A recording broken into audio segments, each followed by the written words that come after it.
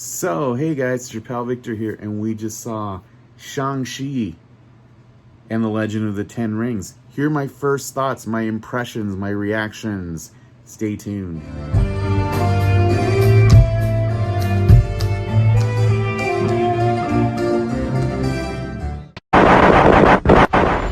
For thousands of years, the Ten Rings gave our family legendary power. My son, now they call to you. I'm not who you think I am.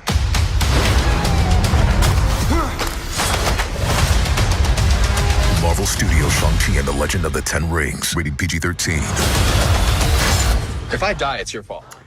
Okay, so yeah, we just saw Shang-Chi in the Legend of the Ten Rings, and here's my thoughts. And like I said, in my videos for What If, I was not excited for this movie at all. I thought the trailers looked terrible. I feel like Marvel went out of their way to make this look really boring. And again, the trailers really didn't show anything. And wasn't, the actors in this movie are not really well known. They're known for Crazy Rich Asians, which is a good movie. But other than that, I'm kind of like, so what am I going to make out of this movie? So folks, here's what I'm going to tell you. If you were on the fence about seeing Shang-Chi and the Legend of the Ten Rings, because it's not on Disney Plus Premier Access, okay? It is not. You have to go see it in movie theater, or you can wait like 45 days and it'll be on Disney Plus. Here's my thoughts. If you can see this in IMAX or a large format screening, you should go out of your way to do that. This movie is really, really, really fucking good. And like, I'm not even like messing around when I say this. This is probably one of the best Marvel movies they've made, period. And it sucks that the marketing for it is absolutely terrible, because it is. If I just been like watching a trailer for this and right before I went to the movies, I'd be like, nah, I don't want to watch that. But dude, it's really, really good. And if you like martial arts fantasy movies, if you like fast talking kind of character movies that kind of like the characters feel like real people and in real circumstances, and then crazy shit happens to them, you'll probably like this movie. Dude, it has so many shades of like Big Trouble in Little China, by way of like a Shaw Brothers movie, like The Five Deadly Venoms or something, that it's like not even crazy. This is a straight up wuxia movie. And when I say wuxia, you can look this up. It's WUXIA. And basically these are like Chinese martial arts fantasy movies. Usually, the way I talked about in my Green Knight review, that the Green Knight is a good example of a chivalric, novel or epic poem. This is a great example of a wuxia movie. Usually it has to do with a character who has to avenge something, make up for something that has happened in their past. Hero's journey kind of arc. This is why like Star Wars is a ripoff of like Kurosawa movies, for example. Just Asian movies or Asian fantasy movies, or even, like I said, Japanese movies, which are, culturally dissimilar from movies in the West, but share common tropes. So basically the hero's journey, stuff you'd see from like Joseph Campbell, a lot of that stuff really comes from movies from the Orient, and basically, like I said, a character who has to make up their journey, somebody from a lower caste who has to work their way up and achieve something. Usually there is, a trainer or an obstacle that they have to overcome in order to reach that, and then there's usually fantasy elements, like there'll be like a fantasy guide, like a monkey or a spirit or like a crazy trainer to lead them on that path there. The easiest way to think of this is like, think of the Chinese guy who teaches the bride Kung Fu in Kill Bill Volume 2, and she starts off really low, she learns from his training and becomes the bride, and that whole arc is basically Tarantino's riff on a wuxia movie. So I've been talking a lot about this, but basically here's the whole gist of the thing.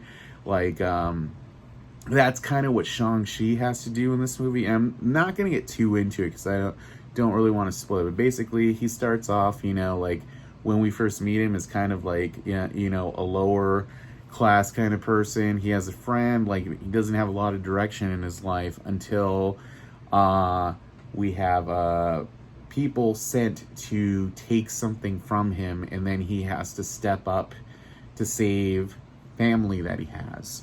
And along the way, he has to confront his father, who in himself, I'll tell you right now, dude, Tony Leung is the star of this movie, and they've totally downplayed anything he does in the advertising.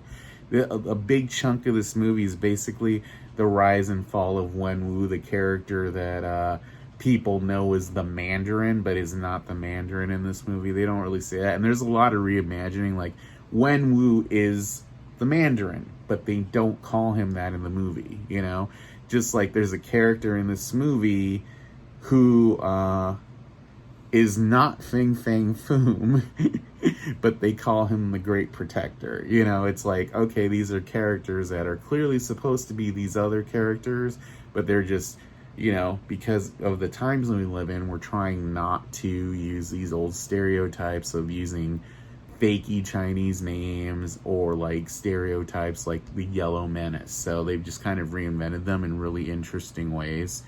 And like I said, I'm trying not to talk about things that haven't been in the trailers or toys or advertising.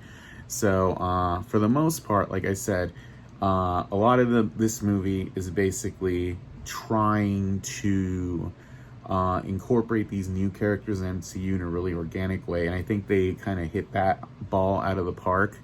I'm not really going to talk about this because this is like my impressions. I'm not trying to like give a non-spoiler summary of the review or a spoiler summary. I'm just going to talk about things that I feel you should know going into this movie. So like I said, if you're going in here and you think this is going to be like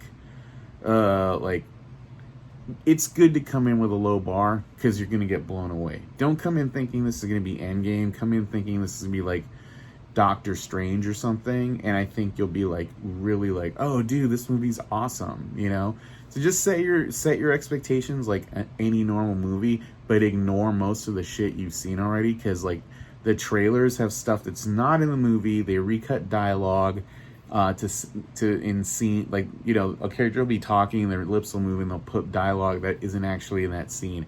And I thought that was super shitty when I watched the trailer for this right after I saw the movie. I was like, dude, I didn't even realize that's messed up. But like I said, this is a really good movie. Don't let the trailers tell you it's a piece of shit, because it's not. It's awesome. They've done a great job. There are some super awesome fight scenes in this movie that are like straight out of like a Shaw Brothers movie, like full on like dance, like super choreographed, like dance fighting, like that looks like like cinematography, but was by the cinematographer that did a lot of Yuen Wu Ping's movies, the guy who did the fighting scenes in The Matrix. So that was really cool. And then there's another fight scene that's straight out of like a Jackie Chan movie. So that's what I'm telling you. Like, if you're into that stuff, it's cool. And then there's like straight up Chinese fantasy shit in this movie that's like gonna blow your mind, and that's super cool to me. That like they just went full into that, And like I said, I'm not trying to spoil the movie. I haven't really told you a lot about the plot. I think the plot is awesome. There's a lot of cameos in this movie that have not been spoiled. Hopefully Marvel doesn't fucking spoil them, because I was like super happy to see them, and I'm glad I went in not knowing anything. And this movie has 2 end credit scenes, one in the middle, one at the end. Both of them are really important, so don't skip out on them. I think the first one is really fucking cool because it sets up some really cool shit, and then the one at the end also sets up some stuff, and we don't know where it's gonna go, and I think that's rad. And they're done really well, and it doesn't feel like Age of Ultron where they cram shit in. So anyway, that's my whole first thoughts on Shang-Chi on The Legend of the Ten Rings, and I look forward to seeing this character again, and I think we will, and that's awesome. So there we go. I'll do a fuller review later on where I can fully express some thoughts. So anyway, those are my thoughts, And I will talk to you later. If you enjoyed my rambling, please feel free to subscribe, hit the bell icon, tell your friends, and I will talk to you later. Thank you.